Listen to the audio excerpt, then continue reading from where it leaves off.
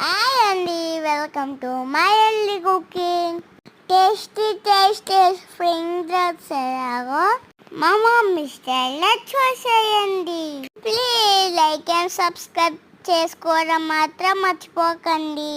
Hi అండి, spring rolls కోసం curry ఎలాగో చూసేద్దాం. ముందుగా ఒక ప్యాన్ లో కొంచెం ఆయిల్ వేసేసి ఆనియన్, క్యాబేజ్, క్యారెట్, క్యాప్సికమ్ అన్నీ కూడా సన్నగా నూడిల్స్ లా కట్ చేసుకోవాలండి. ముందుగా ఆనియన్ వేసి ఇంకా ఒకదాని తర్వాత ఒకటి వేస్తూ ఫ్రై చేస్తూ పోవాలి. కర్రీ మాత్రం అస్సలు ఎక్కువ ఉడికించుకోవద్దు, ఓన్లీ 50% మాత్రమే బాయిల్ చేసుకోవాలి. సన్నగా తరిగిన కొత్తిమీర, కరివేపాకు, పుదీనా కూడా వేసుకొని తగినంత సాల్ట్.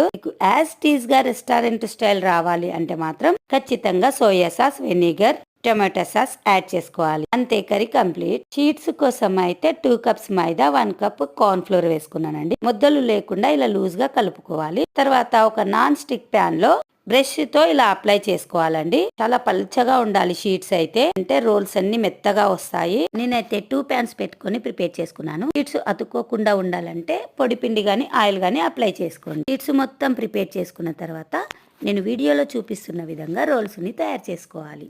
ఒక చిన్న బౌల్లో మైదా పిండిని లూజ్ గా కలుపుకొని షీట్స్ కి అతుక్కునేలా ఇలా అప్లై చేసుకోవాలండి. షీట్స్ కోసం మిగిలిన పిండితో అయినా కూడా ఇలా చేసుకోవచ్చండి. ఇలా పర్ఫెక్ట్ గా రోల్స్ ని చుట్టేసుకున్న తర్వాత డీప్ ఫ్రై చేసుకోవడమే. ఇది వేడి చేసుకుందామండి. వేడయ్యే లోపు మనకు షీట్స్ అయితే కంప్లీట్ అయిపోతాయి. నేనైతే ఫస్ట్ టైం చేస్తున్నానండి ఈ రోల్స్ ని, కానీ చాలా అంటే చాలా పర్ఫెక్ట్ గా చేశాను కూడా. మనం బయట కొన్న వాటి కంటే కూడా బాగుంది, ఎందుకంటే ఇంట్లో చేసింది ఏదైనా హెల్దీయే కదండి. ఇంకా మా నైట్ డిన్నర్ అయితే రోల్స్ తో కంప్లీట్. కట్ట టమాటాతో గానీ టమాటా చెప్తో కానీ తింటే చాలా బాగున్నాయి.